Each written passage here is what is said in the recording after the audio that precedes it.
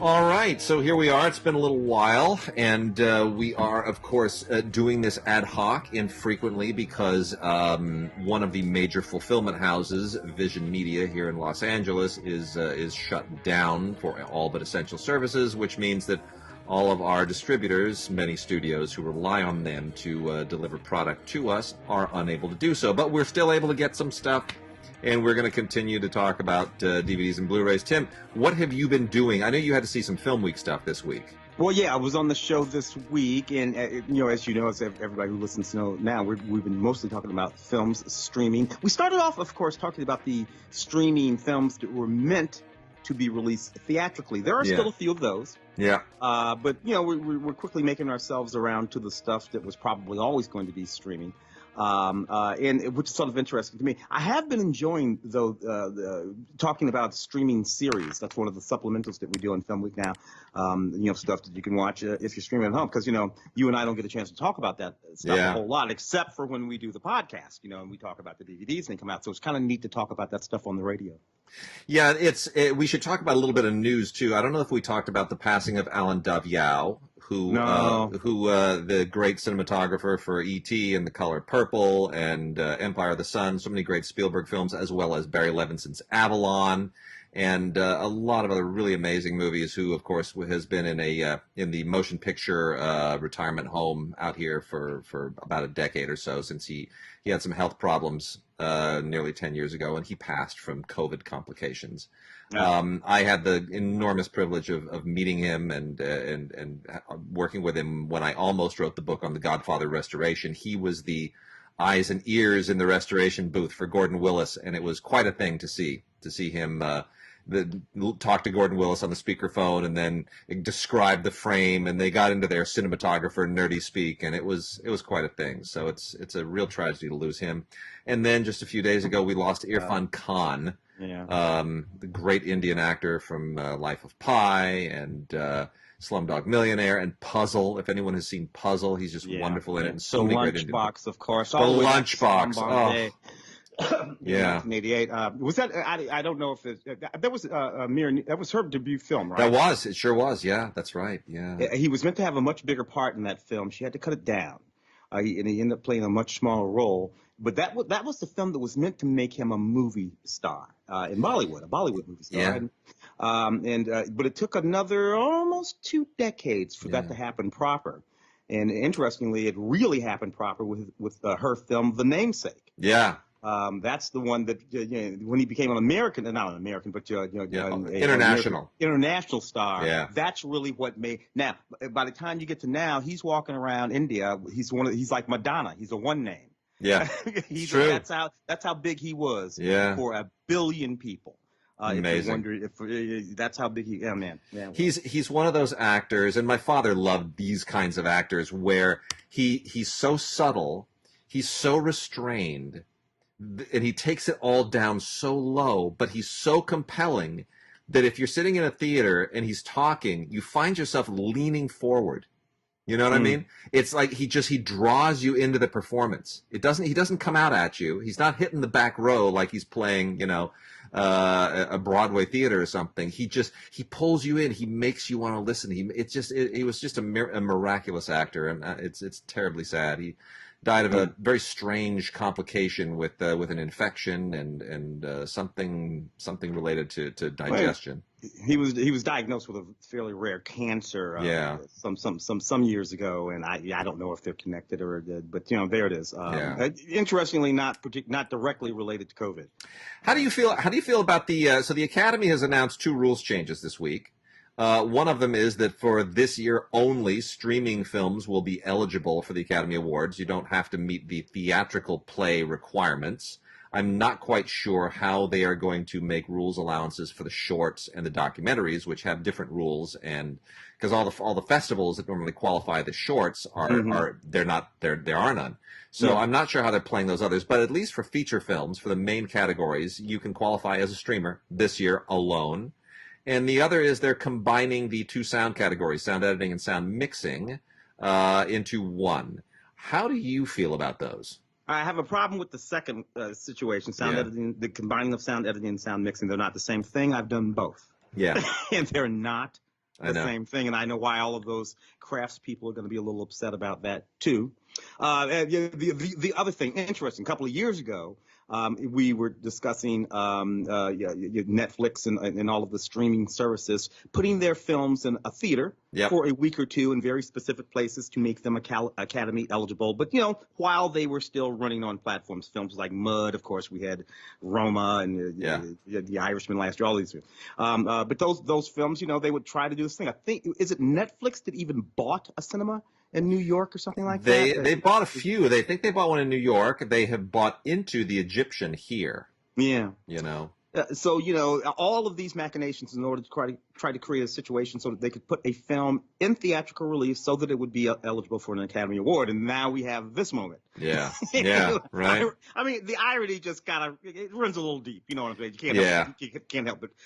Now, I'm okay with that situation. If I'm not mistaken, the films must have been intended to have a theatrical release anyway. This is not for films that were never intended to have a theatrical release this year. Am I wrong? I don't know if that is if there's a requirement, because see, a lot of films are still being acquired, so I'm not sure how you corroborate that. You can confirm it for a lot, like we know what films were scheduled to be released by certain distributors, but there are going to be some other films that are going to be on the bubble who get acquired this year, and then how do you know? So I don't know. I hope there is additional vetting to make sure that, Joe Schmo's direct-to-video cockamamie nonsense movie doesn't wind up sending out screeners to us so that we hear the award season and, we start getting inundated with all this garbage and suddenly thinks that they're eligible and they even have a shot. I don't want that.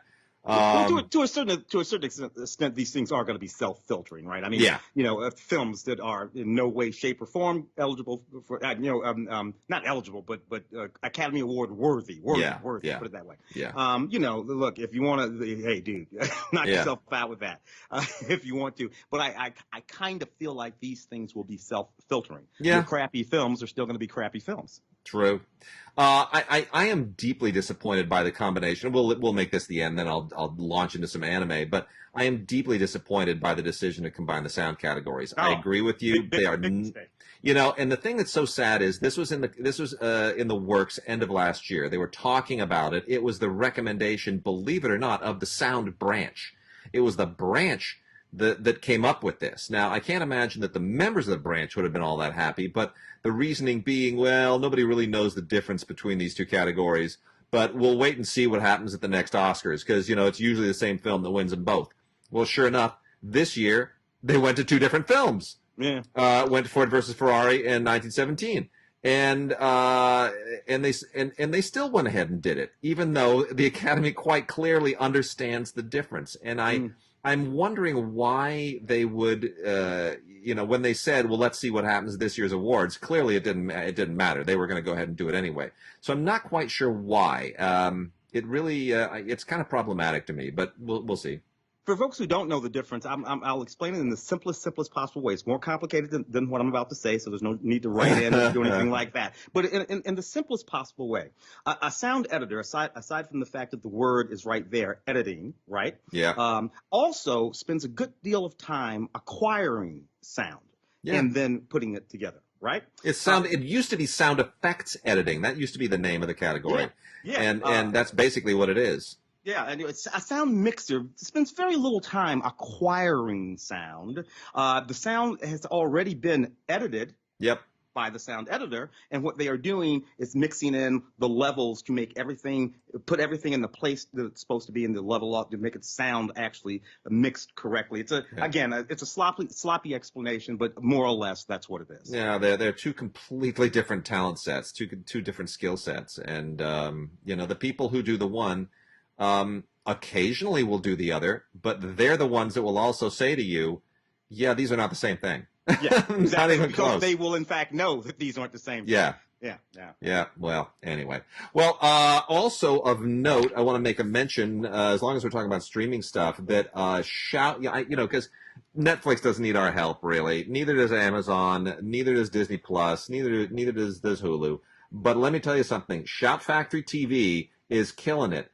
And on June 1st, put this in your calendars, kids, because this may be the only streaming platform you're going to want to have at that point. On June 1st, Shout Factory TV will make available on their streaming platform, which is available on everything else, Fire and Apple and Roku, all of them. They will make available on June 1st, for the first time ever, all 11 complete seasons of the Carol Burnett Show. Fantastic. So you binge that. That is hours and hours and hours and hours of Tim Conway doing wacky shtick and Harvey Korman losing it and not being able to keep a straight face. It is the most fun you will ever have. We grew up on this. Tim and I, could go on about this endlessly. But don't even get me started. Not to mention the wonderful costume designs of Mr. Bob Mackey. Oh gosh, so good. And the late Lyle Wagner, of course, was on there as well. Yeah. So that is a date to be celebrated. June 1st, all 11 seasons of the Carol Burnett Show. I think I'm just going to have to binge the daylights out of that. Anyway, they also have Shout branded channels on Tubi and Amazon Prime and on Roku. So you'll be able to access this all kinds of different ways. But bottom line, Carol Burnett Show coming to Shout TV on June 1st. So I'm going to get started with a bunch of anime here. All right, brother. The anime companies, Section 23 and Funimation in particular, have done a great job of keeping the pipelines filled. And anime fans, this is designed for binging. Let me tell you, this is just binge-orama right here. Got some good stuff. Got let's see. Let me pull out some of the Sentai stuff first, because we got a whole bunch of really really good Sentai stuff from Section 23. We have got for people who are a bit prurient, the To Love Rue complete collection. This is a new English dubbed edition. If you're really into your naked nymphy young anime girls, you'll love this one. It's definitely not for the kids. So that's out there. Then there is also Bang Dream, the second season. Bang Dream is basically more of the Japanese fetish about school-age girls and girls in uniform, except it's very Josie and the Pussycats. It's it's a girl band. It's all about a girl band, a little high school teeny bopper girl band. It's not prurient. There's no nudity and kind of hentai type stuff going on, but it's it takes a little bit of the fun out of it. It's okay. Yeah. Anyway, 13 episodes here in this second season. The music is actually quite cute, to be honest. It's definitely Japanese pop, which has its own thing, and kind of in the same vein are the next two as well. Schoolgirls in Uniform. Oh man, are you kidding me? Cinderella 9. Except these are this is all about schoolgirls playing baseball. So it goes into the sports direction, not the music direction, but it's cute. The animation is fine. It doesn't break any ground. Obviously, the baseball thing is cute. And then we also have Revue Starlight, which might be the funniest one of all of them. I don't know if it's intended to be funny, but this is about a group of girls who are part of a music academy, and they're graduating, and they have to put on this. It's like an annual. They have to sort. Oh gosh, how do you even describe this? Because it'll give it away. I don't want you to. They there's something about their academy that is not what it seems. And the girls at this dramatic musical academy are also not what they seem. And so when things get competitive, then things get a little bit supernatural and science fiction-y. That's all I'll tell you. It's very kind of superhero. It's very kind of it's sort of musical. It takes all of those schoolgirl motifs all of those superhero motifs, all those things that show up in anime about kids who really want to save the world, and kids becoming heroes because some ancient spirit called them or whatever. Anyway, it kind of blends all of that in one. It's really, really fun animation. It's surprising. It takes twists and turns you don't expect. It was more engaging to me than I ever would have imagined. We also have the complete collection of, I guess the way to pronounce this is WZW's. It's a W apostrophe Z. Didn't watch a whole lot of this. Pretty kind of cryptic, hard to sort of wrap your head around. But it's about a 14-year-old DJ, and he finds a mystical artifact, and somehow that launches him into this very strange and presumably intriguing hero mystery Joseph Campbell thing. We're going to talk about that a lot today. I'm not sure it makes sense. It kind of seems like it's making it up as it goes along, but the artwork is really, really quite compelling. From the great people at Right Stuff, which is rightstuffanime.com, you can find out more. After War Gundam X. This is more from the Gundam universe. This is a 15 years after one of the other Gundam wars. I lose track of the timeline with Gundam. There are all these wars that span centuries, and it's very hard to keep track of what era is each of these shows is taking place in. But if you can kind of get over that, it's more the same. It's it's very mecha, but it's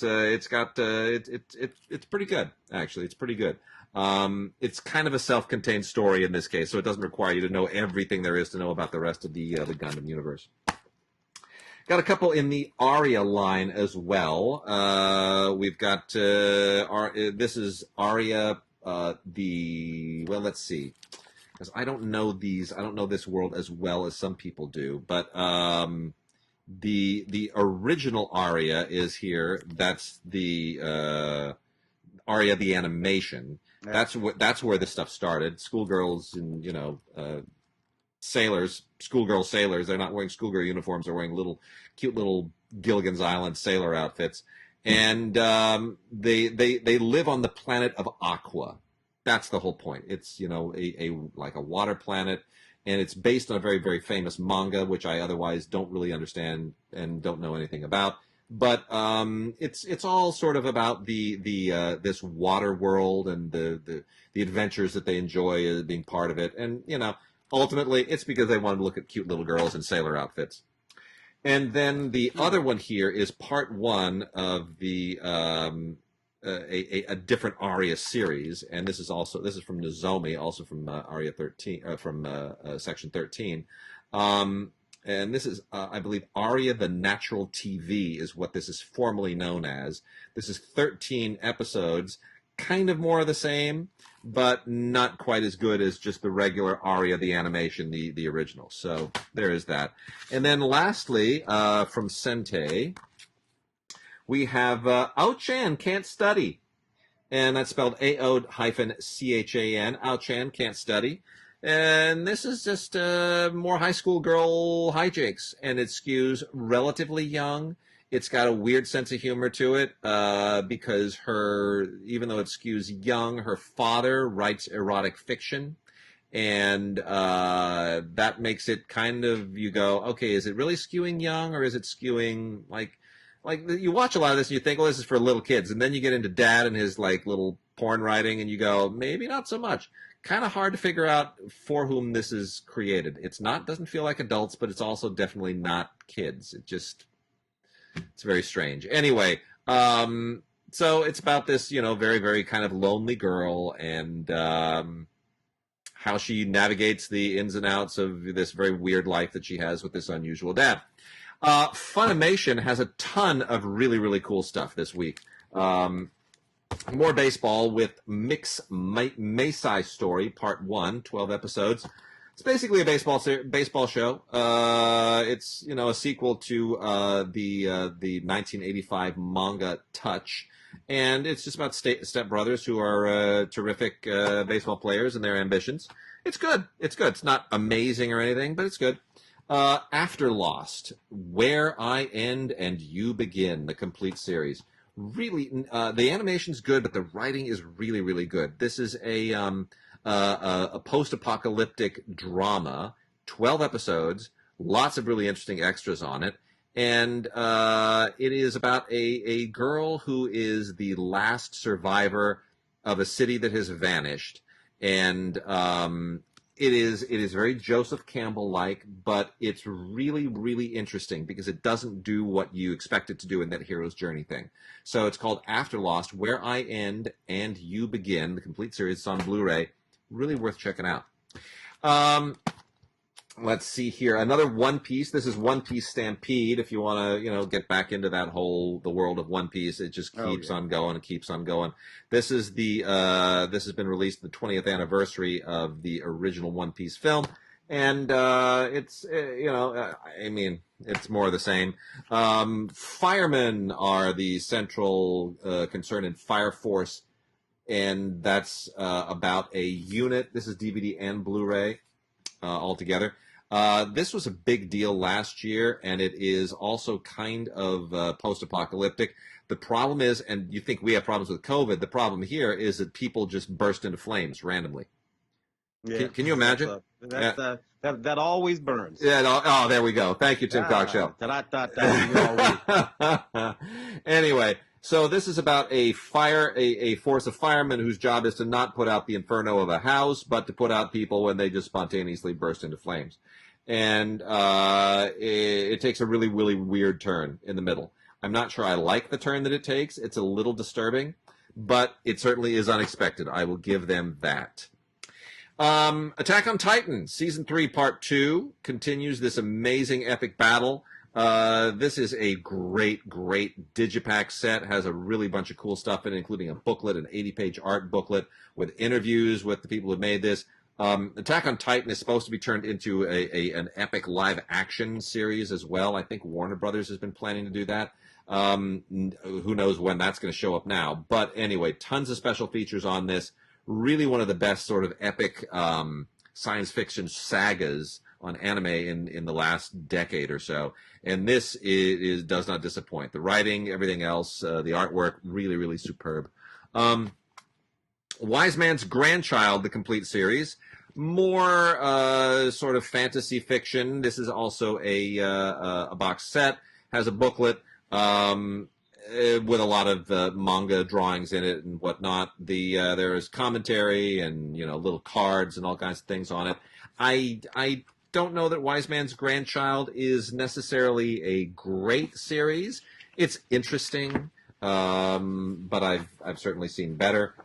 It basically deals with a young guy who he experiences sort of a rebirth of sorts in this world where there is magic, and he's raised by a magician named Merlin, by no coincidence. And it winds up being that kind of Obi-Wan Luke relationship at a certain point, because he can't quite master the magic that he's supposed to master. It's interesting, but it really is a little bit too derivative for my taste. Also is Black Clover. We've got season 3 of Black Clover in a box set that is really pretty empty. It's just designed to plug all the others into it. So this is your sleeve. This is what they do at Funimation. They give you now the last season in the sleeve, and then you can stick your season 2 collection and all the rest in here as well. So, but it's Black Clover, well animated, but it's been around for a while. And then this is interesting: Anemone, Eureka 7 High Evolution. I love how the Japanese just pick such interesting color schemes for their women's hair sometimes. She's got pink hair. And this is a part of this ongoing movie trilogy, the Eureka 7 movie trilogy, and the story of Anemone. And she also is a lot of sort of female hero's journey stories this week. She is her consciousness has been sent to another planet, if that even remotely makes sense. And that creates a narrative that's a little bit hard to follow sometimes. The animation doesn't necessarily make it easy, but once you sort of acclimate to what's going on, it kind of, the whole hero's journey thing sort of then does become a little bit easier to acclimate to. But that part of it makes it a little bit tricky, especially because the animation itself is kind of challenging at points. But nonetheless, there it is. That's our anime for the week.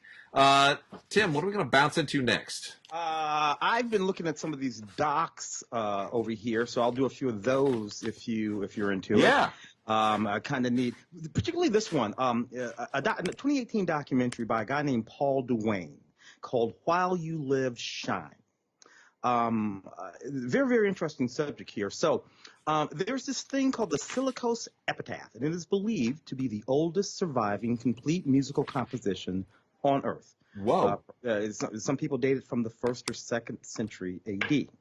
It's this sort of marble sleeve or column, and inscribed on it is all kinds of stuff, poetry and whatnot, but also musical composition, and it's believed to be exactly that, the oldest surviving complete musical composition. Much of this documentary is about that. It's about music, generally speaking, particularly old music, where music comes from, how musical notation came to be, and different keys and scales and things like that. But this extremely interesting thing is at the center of it.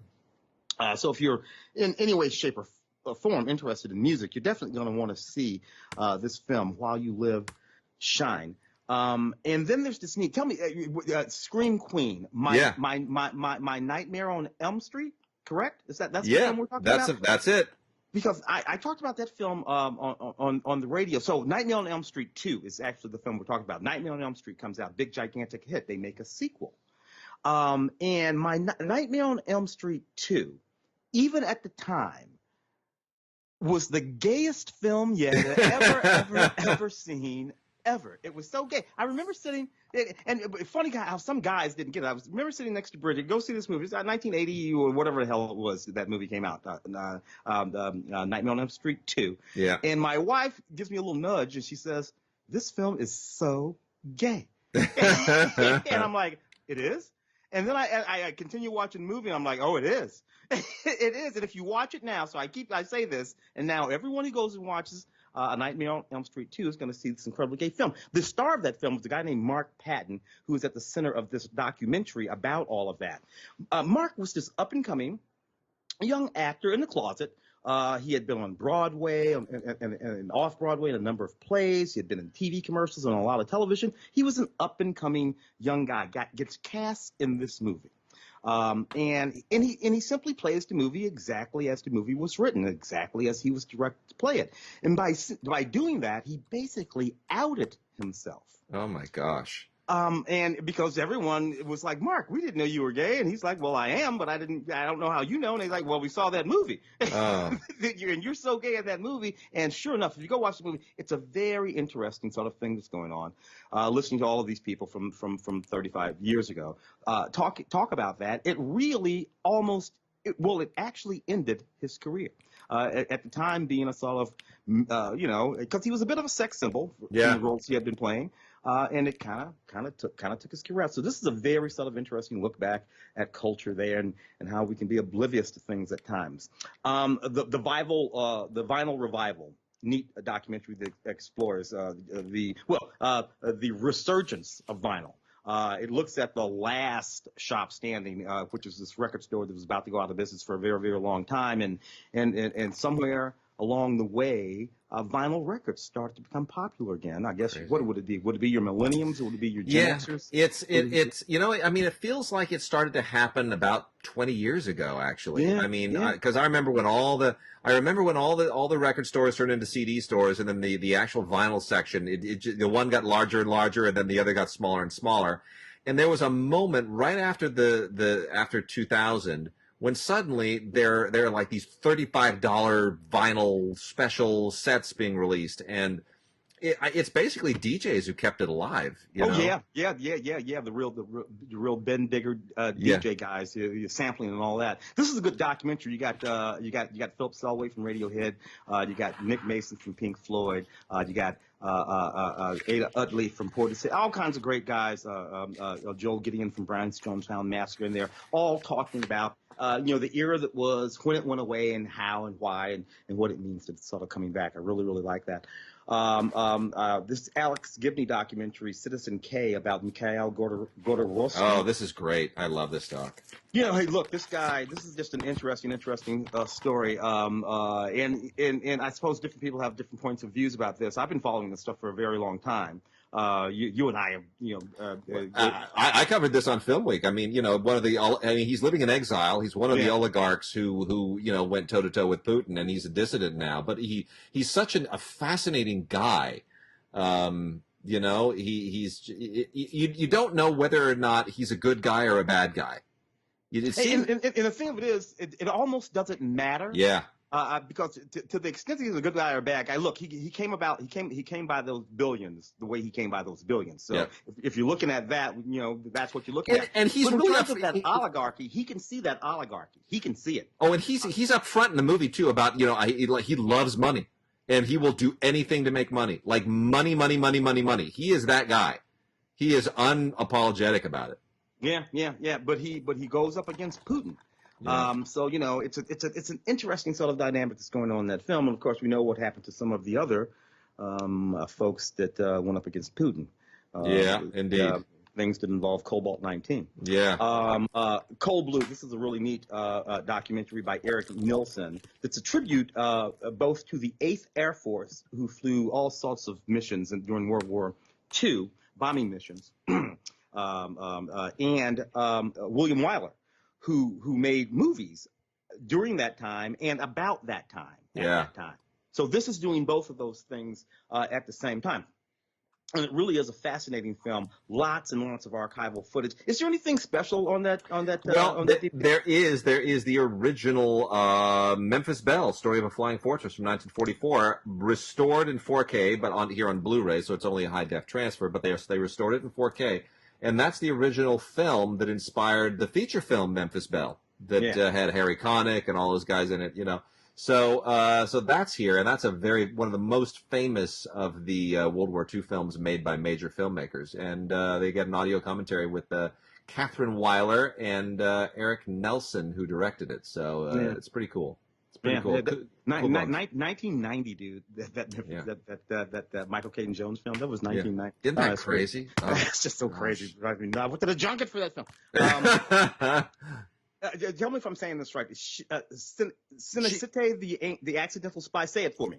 Chichinette. Yeah. Accidental spy. Chichinette. So Martha Cohn is her name.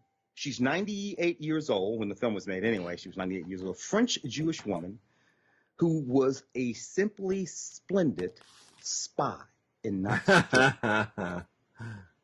Never spoke about it, even for decades after the war, until just about now, when in this film. And it's just a deeply fascinating story. It's always amazing to me how much footage there is to build these stories out of. There is footage of her, photographs of her. This is a woman who's 98. Yeah. Yet there are photographs of her from when she was a child. And you could the way families maintain some of these things, right? It's really fascinating and fantastic. And this narrative will just blow your mind, dude. I am sure of this: the bravest people who fought World War II were almost all little bitty women. Yeah. Like physically small women. The stories that you can tell of these absolutely minuscule women without guns, without airplanes, without bombs. We didn't get any of that crap. Yeah. Who did things that would chill the blood, the little tiny women, the bravest soldiers of World War II. I'm convinced of it. I love it. Fantastic movie. That. Say the name for me one more time. Chichinette. Yeah. Chichinette. Chichinette, the accidental spy. The woman who loves giraffes, which is about exactly that. The woman, so her name is Anne Dagg, and in 1956, she became one of the first people ever to deeply and very specifically observe and report on any animal behavior, but specifically giraffe behavior, which, believe it or not, until 1956, not a lot of people have been thinking about. Didn't know how giraffes mated. Didn't know all kinds of things that we did not know about giraffes. It's just, I don't know. Maybe nobody thought about it. Jane Goodall went out there to do the chimpanzees, and we thought we knew all kinds of things about chimpanzees. And then Jane Goodall came back and said, nah, this is what's going on with the monkeys. Yeah. So this same thing with the giraffe. And I got to tell you, if you were to ask me just about anything about a giraffe, I'm pretty sure my answer would be I have no idea. I don't know anything about giraffes. In my mind, I always thought they were associated with horses, not remotely in any way, shape, or form. They had 4 legs. I just thought, anyway, fascinating film. This last one here on my list. Wait, how do you say the name of this one? Heimat. Heimat is a space in time. This is a terrific movie. Yeah, a documentary by Thomas Heiss or Heiss. Heise, I think is how you pronounce it, but yeah. German last name, and it really should be watched with the Chichinette film. They should go together. They should watch them together. He's looking at 4 generations of his own family, deep back into the 19th century. And while he's doing that, and exploring what happens to his family and how his family evolves over the course of this time, what he's really looking at is Germany in the last century. Yeah. And of course, Germany in the last century, 2 world wars, everything that happened post the division of the reuniting of the country. All of that is what you get to see when you watch this film, even as he's mostly talking about his own family. It's absolutely fascinating. Yeah, it's one of those. It's one of the. It reminded me in some ways of Derek Jarman's Blue, which is, Derek Jarman made Blue when he was dying of AIDS, and it's just a blue screen and him talking about, ranting and raving and just but there's something similarly personal here. And it's personal essay film, but it's beautifully done. It's really beautifully done. And you learn so much about a period and a place along with the sort of interesting details of his family's life. And this is an Icarus DVD. It includes a Q&A from the New York Film Festival with Thomas Heise, which is very, very interesting, and a booklet, which makes it superb for educational uses. So if you're an educator, this is something you really, really might want to think about. It's really good. Heimat is a space in time. It's a superb film. Let's take a dive into some of the new movies this week. We have 2 4Ks. It's been hard to get some of the studio 4K stuff because it's all bottled up over there at Vision Media. Hopefully, in the next couple of weeks, we'll get some loosening of restrictions in California, and Vision can start mailing that stuff out again. Yeah. But we've got, look at there, COVID just got me again. And by the way, as long as we're on the subject, I got. And I think I emailed you on this. I just literally like about 45 minutes ago or an hour ago, I got stuck for the antibody test. So we'll find out if all of my hacking during those shows in January was in fact COVID related or not. Look, I haven't gotten the antibody test. I don't have to. I know I had it. Yeah. Oh, really? I know I did. And I will eventually because they want you to do it because maybe your plasma might be useful or whatever. But I know I did. I absolutely know it. Well, we'll if we both did, we'll go out and we'll give plasma together. So we've got The Gentleman on 4K, the Guy Ritchie film, which has a freaking loaded cast, man. Matthew McConaughey, Charlie Hunnam, Henry Golding, Michelle Dockery, and then to hold it down for the old guys, Colin Farrell and Hugh Grant show up in very, very funny parts. I don't know quite how I feel about this on balance, to be honest. This is a Miramax branded film, by the way. This is one of the first films to have the Miramax name on it in a long time. I think that's very strange. But otherwise, Universal has put it out on disc, and STX Films released it in theaters. It is on 4K. I kind of feel like I'm over Guy Ritchie's doing this shtick, to be honest. Yeah, dude. Look, I will say it straight up. He's been making this movie for like 20 years now. Yeah. And it was really wicked cool the first 2 times. Yeah. And then he wandered off and he made those Sherlock Holmes movies. But he kind of made them in the same way. Yeah. If you watch those movies, they're just Guy Ritchie movies set in 1895. Even Aladdin is the same thing. Yeah. And now he's just actually literally doing it again. All right, you know what? I'm over it. I am too. I mean, I do love the cast. I think Henry Golding is very interesting being cast against type. I like Hugh Grant playing, slime balls. That's interesting. Yeah. Colin Farrell's always good. Matthew McConaughey's kind of just being himself. But otherwise, and Michelle Dockery, it's nice to see her, not in period. and Out of Downton Abbey. But otherwise, I've seen this movie before. Yeah, when Guy Ritchie made it. Yeah, several times. Every time he makes it. The other 4K is Ip Man 4, the finale. Now, if you've lost track, there are three different Ip Man franchises that have been done in Hong Kong.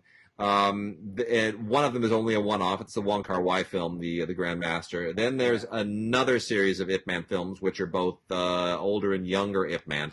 And then there's the Donnie Yen series of Ip Man films. And this is the last one. They've lasted 4 films. And I got to say, I think this is kind of the weakest of them. Ip Man in this particular one, it deals very a lot. It's all set stateside. He's dying, and he's having trouble, raising his rebellious teenage son, and he goes to San Francisco to see Bruce Lee, his former student, who is hot stuff right now. But he runs into conflict there with the local martial arts gurus. It's not even the right way to put it. All of the sifus of the local schools who don't like what Bruce is doing because he's teaching kung fu to white people and black people and non-Asian people. Mm. And at the same time, they are subject to a lot of anti-Asian racism at the time. This is all, early 1960s, right before Ip Man dies, because he was a chain smoker his whole life. And it's pretty dumb for the most part. It doesn't do the story as well as previous Ip Man films have done. Donnie still plays the hell out of it. He does a great job. He still looks 25. It's ridiculous how young Donnie Yen looks. It's crazy. He's been at this for 40 years, and he's still killing it. But I will say this. First of all, there's a moment in there where there's this like really horrible racist American Marine. Like the American soldiers are the ones that are most racist of all. And this one Marine he's gonna use karate to really show him that Kung Fu is inferior. And this racist white Marine. And you sit there and you watch this and you go, that white Marine looks Asian to me. I don't understand what's going on. And sure enough, the actor who plays him, who is a former Marine, by the way, who runs a dojo in Hong Kong, is half Japanese. He's half Japanese. They cast a half Japanese guy as a racist. I don't understand. And it's so obvious. It's not like you're looking at Keanu Reeves, right? And you go, I think he might be part Asian, maybe? No, it's like obvious. You're like, that's not a white guy. That's not a white guy. It's just it might be a little white, but it's not a white guy. Anyway, that's stupid. But there's a fight scene in here, an alleyway fight scene with Bruce Lee that is great. It makes the movie, and it's especially good in 4K. The audio is also really, really good too. So this is a Welgo release. Welgo's first release in 4K, we should point out. Welgo has stepped up and they've released Ip Man 4 in 4K. I hope the other Ip Man films get released in 4K as well, because 2 certainly deserves it. But either way, kudos to Welgo. I wish the film were better, but it's got some great stuff in it. And Yuen Wu Ping did the action directing, and of course it was directed by Wilson Yip, who's done all 4 of these films with Donnie Yen previously. So there it is, Ip Man 4, the final chapter. So let's go to some of the other new movies. Tim, did you see the rhythm section by chance? In fact, I did, and I thought that film was pretty slick. Yeah, it moved quite nicely. Tell me, is there anything particular? I don't have the actual physical DVD in front of me. So what are we talking about? Do we have the 4K, or the Blu-ray? What do we have in hand? It is a Blu-ray because it's Paramount. You have to basically, it's not Movies Anywhere. I don't know why Paramount keeps resisting that, but so you're gonna have to do it on your Vudu account or whatever the case is, or iTunes. You got to pick one.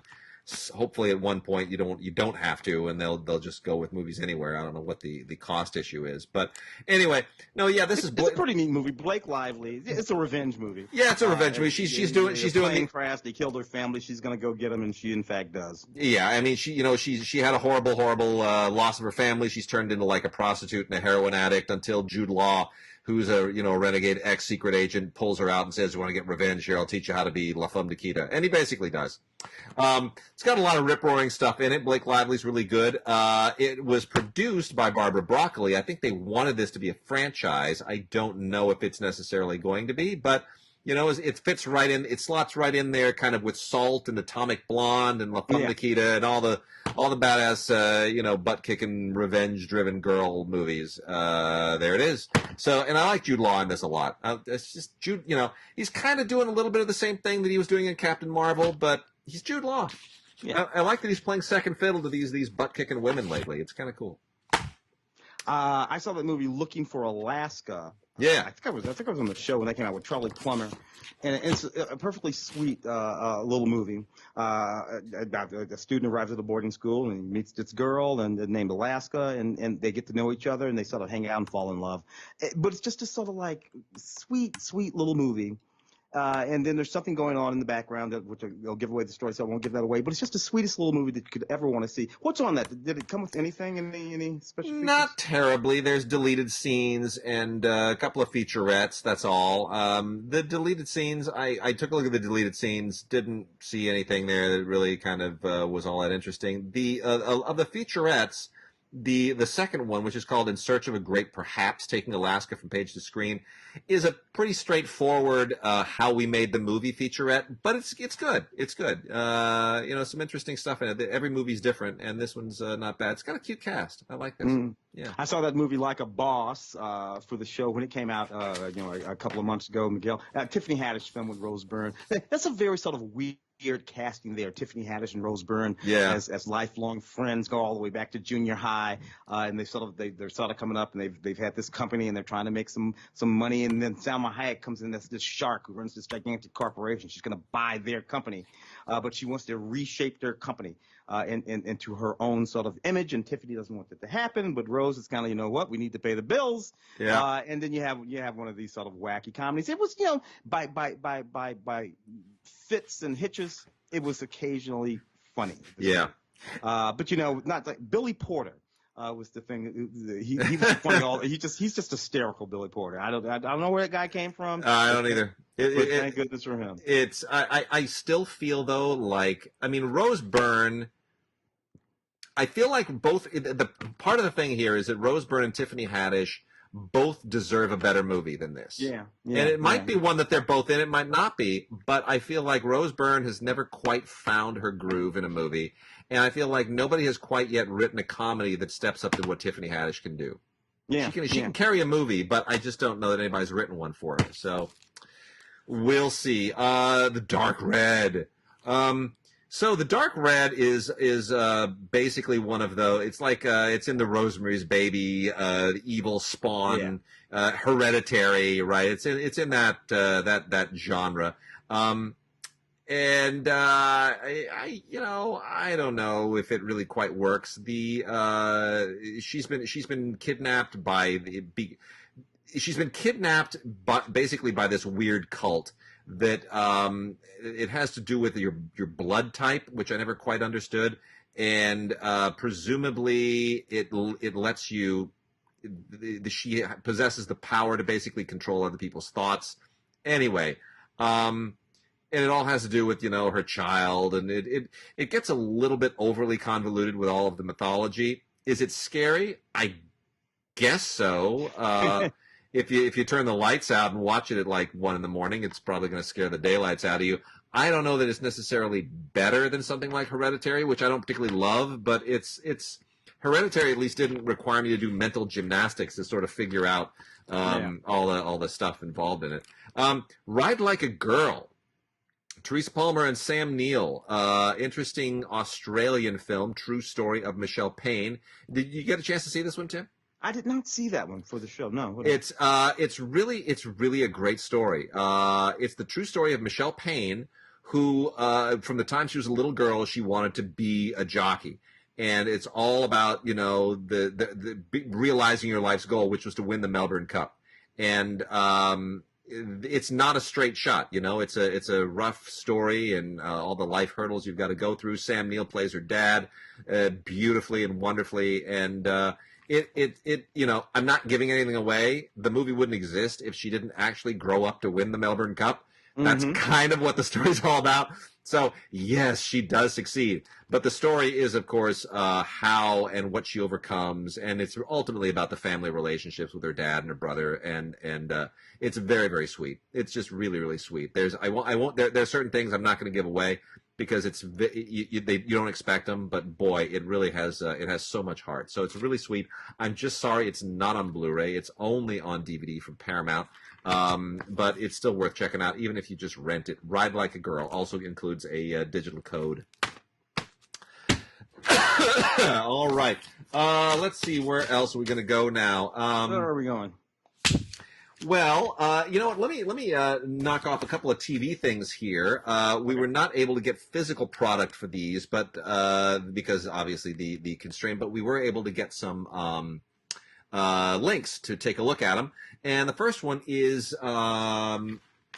Infinity Train, Book 1, a Cartoon Network series that I was not familiar with. This is really interesting. Have you followed this? It started in 2016. Don't know that one. Infinity Train is an animated show. It's kind of like, it's about this fantasy train, which is like the good version of Snowpiercer. You know, Snowpiercer is everything that's wrong about society crammed into this like class divided train.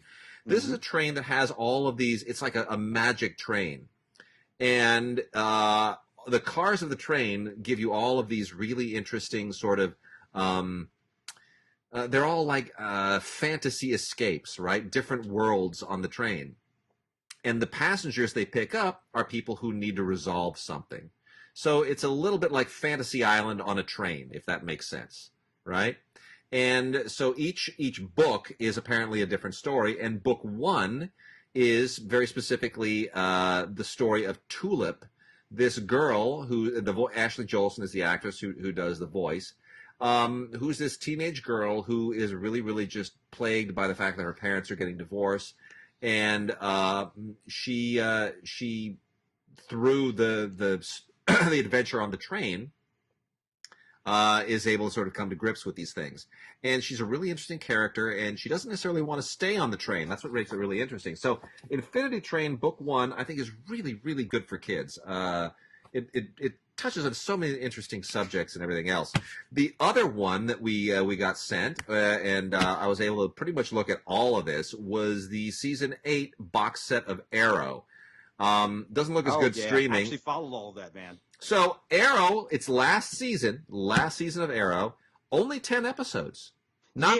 Right? Yeah, but of course, you have all this crossover stuff going on with, with Supergirl and Flash and the Infinity. So I depends on whether you're going to count those. Yeah, it winds up being about 14 episodes if you watch the crossover stuff, because it's the war on it's the DC Crisis on Infinite Earths narrative, which is one of the big moments in the history of DC Comics, where they said we've got to retcon everything because we're not hip like Marvel, and we haven't really created a cohesive world. We've been contradicting ourselves for 30-40 years. We sort of have to, we keep getting letters from fans saying, why did Batman do this in this one, and then in the other one he says he did that? None of this makes sense. Like, fans were all over them, so they just said, hell with it, we're just going to retcon the whole damn thing and fix everything, Crisis on Infinite Earths. And then they kind of adapted that. I mean, that was like, early 90s or something like that they did that. So they sort of adapted that to all of these DC shows in the Arrowverse, and that's what is part of this season of Arrow. But I like the fact that independent of that, it's a tight season. It doesn't have all those detours we're always complaining about on Flash. Like, oh, here's the gorilla episode. Here's the shark episode. Here's like some damn thing that they wrote because they just needed filler for this week. It's really, it wraps it up in style, and I like that.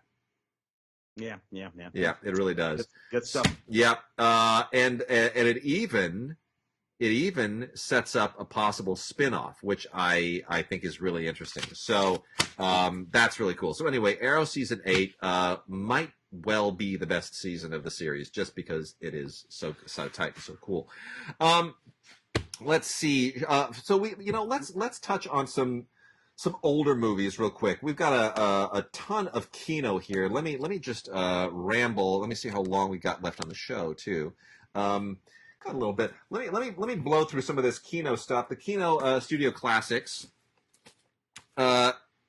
keeps giving us great stuff, more than you could probably watch in any given month. But man, there's a lot of great stuff here.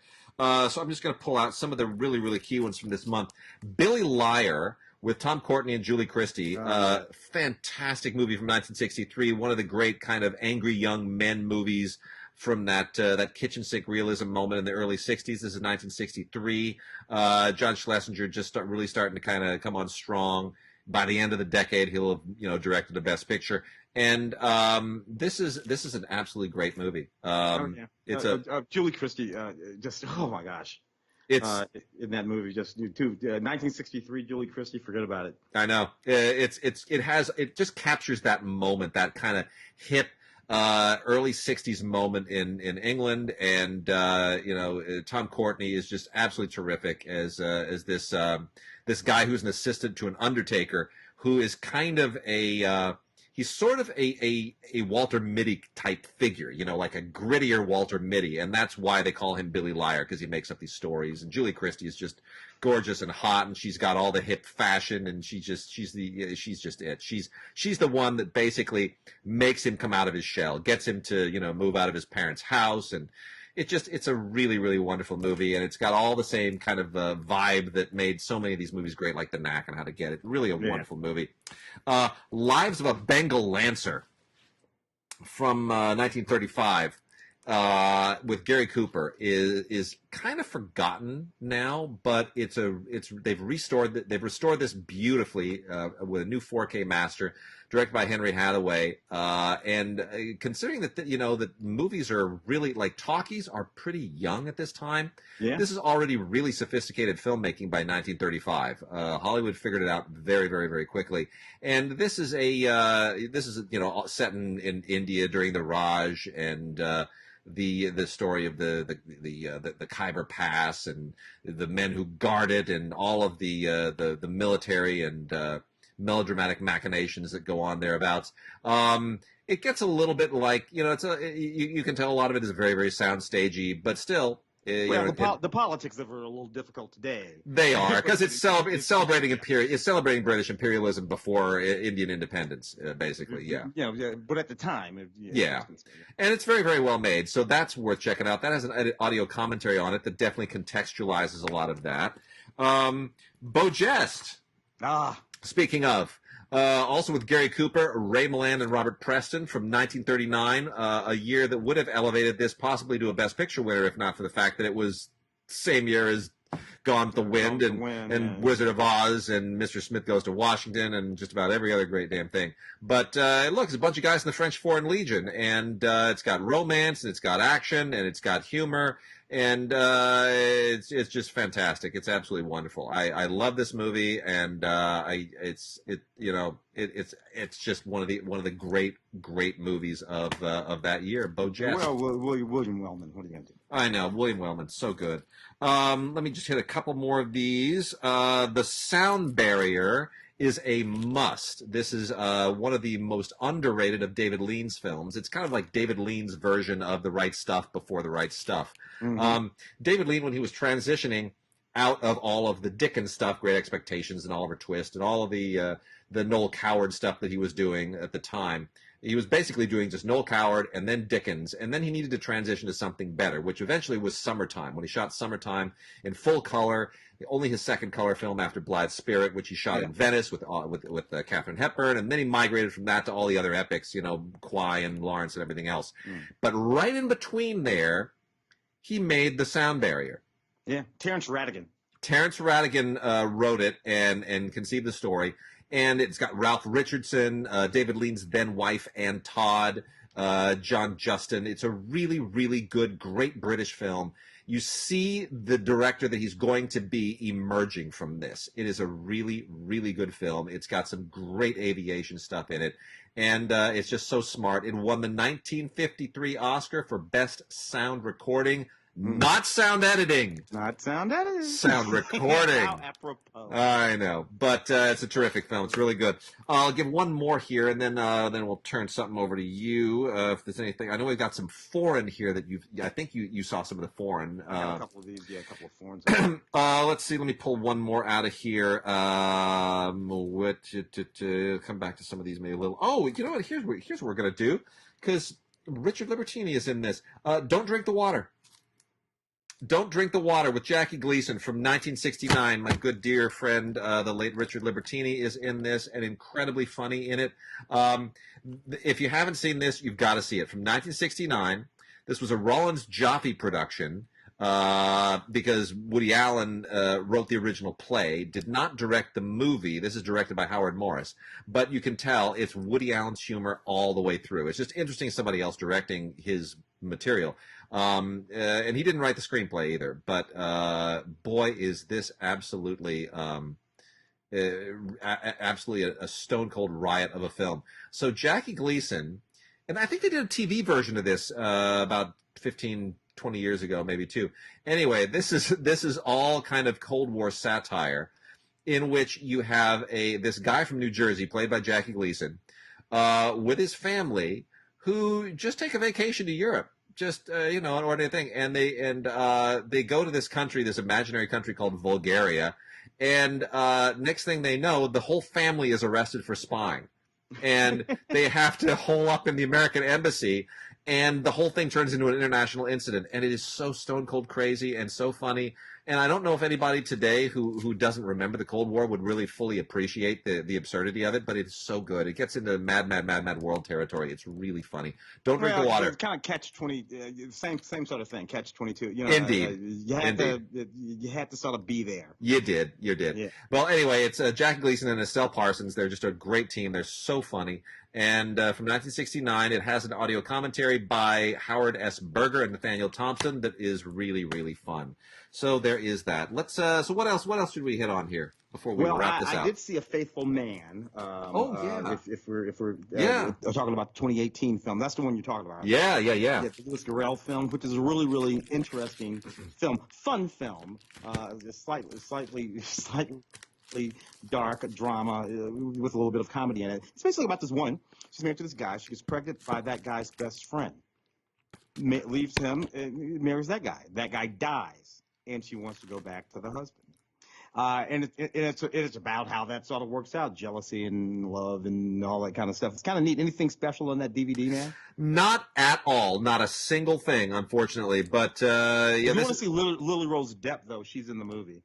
She looks just like her mom. It makes me feel old. When I lived in France, her mom, Vanessa Paradis, who later married Johnny Depp, was a teen singing sensation. I still remember that damn song "Joe le Taxi" playing on the radio everywhere. Joe le Taxi is nonstop. You're like, oh, Vanessa Paradis, she's such a cute girl. And now her freaking daughter is older.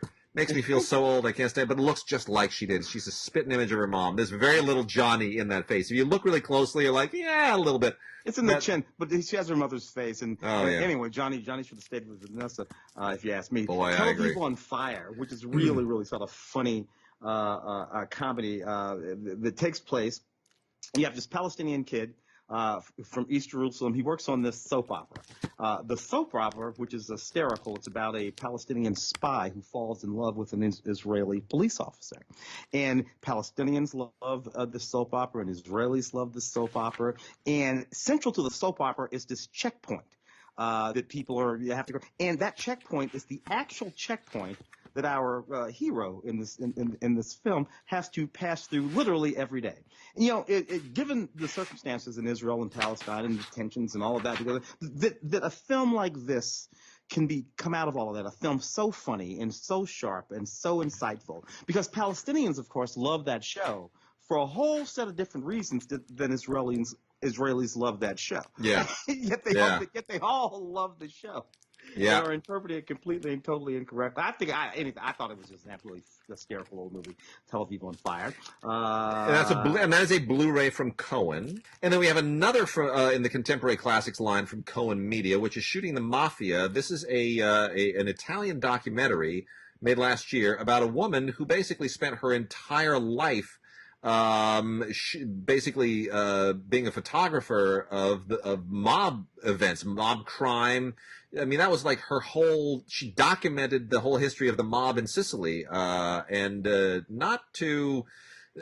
didn't make it an easy life for her. Yeah, this is an interesting doc. I don't know that I enjoyed it very much, but it's certainly interesting. Yeah, it's sort of right there. I did see Aga. Yeah, this extraordinary film, and it is in fact a film, a feature film, though it feels like a documentary. So there's a character here. So it's it's a contemporarily set film, and we have these characters, one of whose name is Nanook, which is sort of funny because this movie reminded me of Nanook of the North. Totally. In a particular sort of way. So here we are. This film it films in Russia, on the steppes in Russia. You have this couple who've been living traditionally the way their ancestors have for years and years and years. They live in a yurt. It's covered in snow. They have their goats. And slowly but surely, life around them is changing. They can see that the ice doesn't go out as far as it used to. They can see that it's much thinner than it used to be. And they're just sort of like watching all of this actually happen in almost real time. And that's what this movie is actually about. The things that used to have to take centuries to evolve in the context of a community now are forced to evolve in the context of a season. Yeah. In a season, we will not be the same as we were the previous season. That's what this movie is about, and it's absolutely fascinating to watch. It is a Bulgarian, German, French co-production. In Yakut is the language. Yeah, fascinating. My goodness. Wish it were on Blu-ray. We've also got a trio of films here from VCI, which represent the classics of Mexican cinema line, the Clásicos del Cine Mexicano, or Cine Mexicano. They restored all of these in 4K. And I should have checked with Claudia to see if Claudia's mom shows up in any of these. Because our colleague Claudia Puig, who's president of the LA Film Critics and a colleague of ours on Film Week, her mom was a star in Mexican films from this period. So I'm sure if she isn't in them, people she knew wound up in these. Anyway, there are 3 films here in particular, and it's fascinating because you forget what a rich film industry Mexico had all along. I mean, Mexico was very, very early into making a lot of narrative films. Like from 1945. This one, La Barraca, is quite an impressive film. I mean, it's beautifully shot, and it's considered one of the great Mexican films of all time. And it's a very interesting kind of socio-political look at rural life in Mexico, and it's not exactly what you would have expected in the 1940s, which was a pretty politically volatile time to be shining a light on class divisions in Mexico and all that kind of stuff. But very, very interesting film. The other 2 are Una Familia de Tantas, A Family Like Many Others, which is quite funny and very entertaining. This is beautifully restored by the Mexican Academy of Motion Picture Arts and Sciences. Really, really pristine. This is also considered one of the all-time great Mexican movies. And then the last one is The Skeleton of Mrs. Morales, El Esqueleto de la Senora Morales, with Arturo de Cordova. And this is a little bit cheesy. It's a black comedy made in 1960 based on a 1927 kind of horror short story.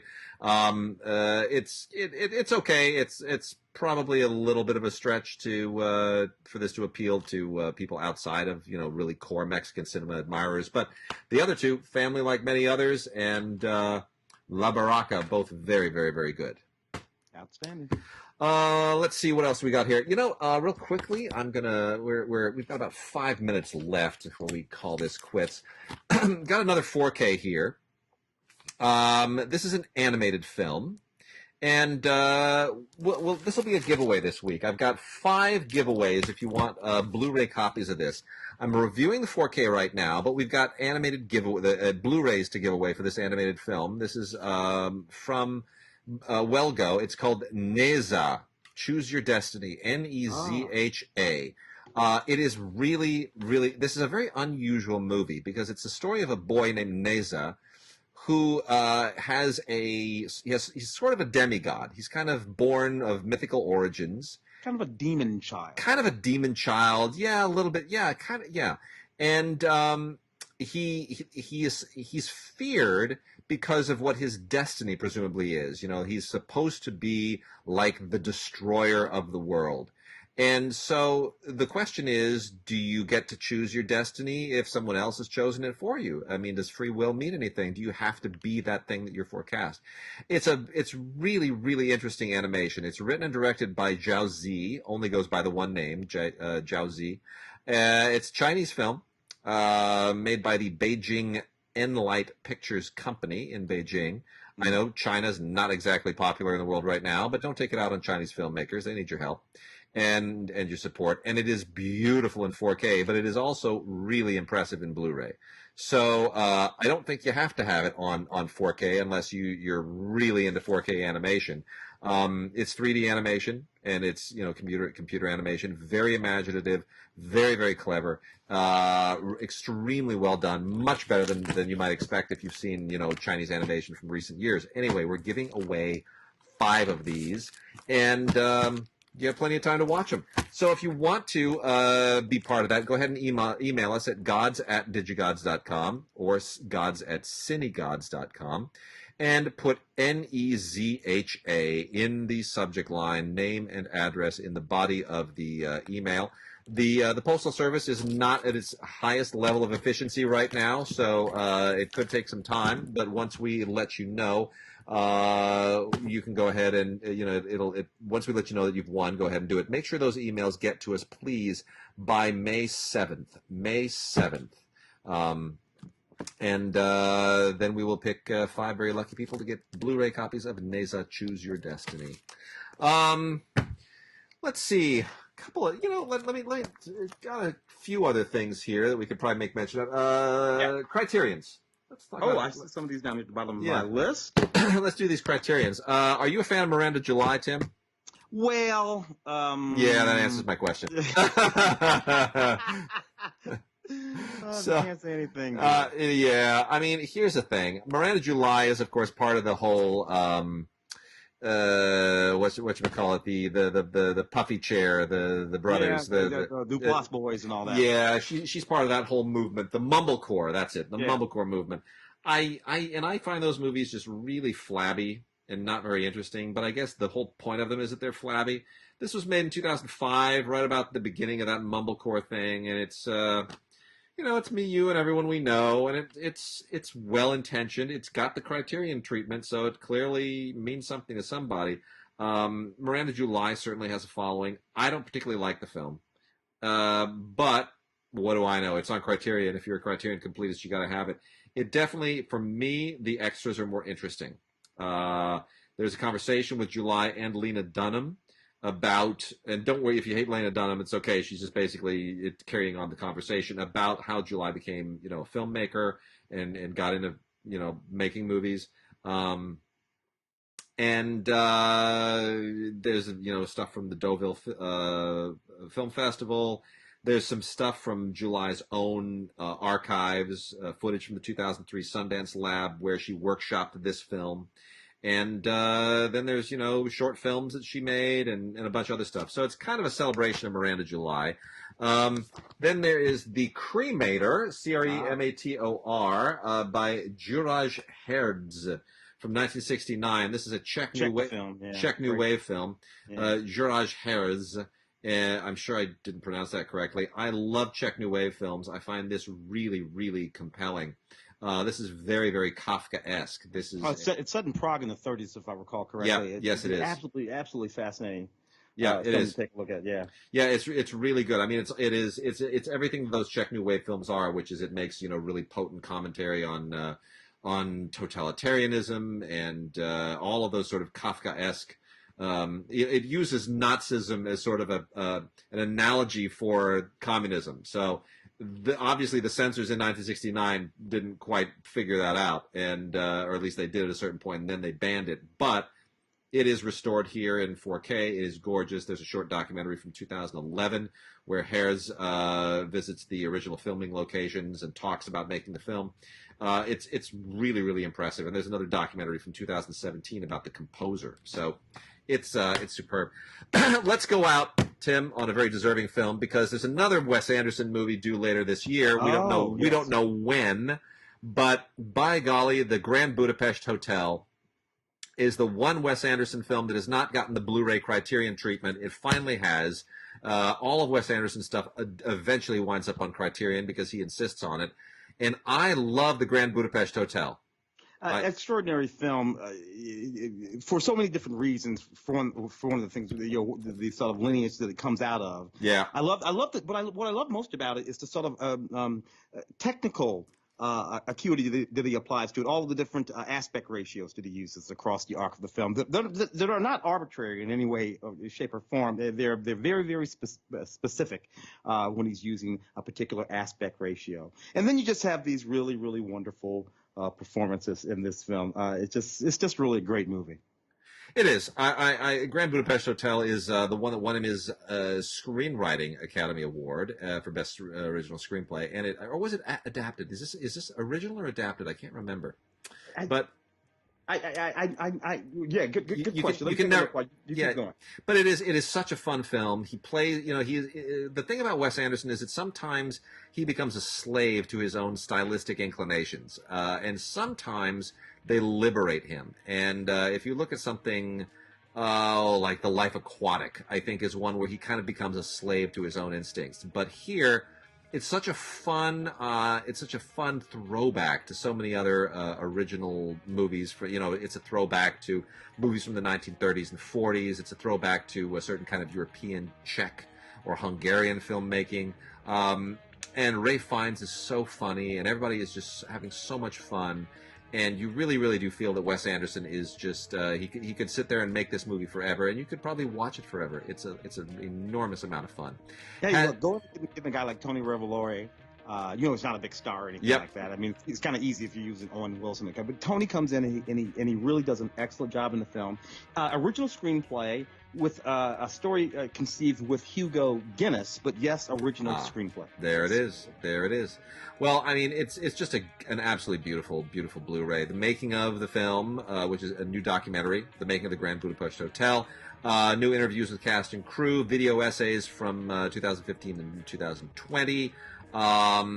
And an absolutely terrific commentary with Wes Anderson and Roman Coppola, along with Jeff Goldblum and Kent Jones. Yeah. And, Roman Coppola, of course, is his frequent collaborator now, and it's a wonderful conversation. It really is. There's also storyboard animatics, which for nerds who like to see storyboards, we'll get a big kick out of. So there it is. That does it for us this week. We'll be back, in probably over a week. This will go up here right at the beginning of May. And we're going to, look for us to come back somewhere, I'm going to hope, around May 10th. They're talking now about reopening California slowly around May 16th. So we'll see what that means for us. But, Tim, otherwise, you're safe, you're well. All good over here, sir. All right. With that, we'll see everybody next week or the week after.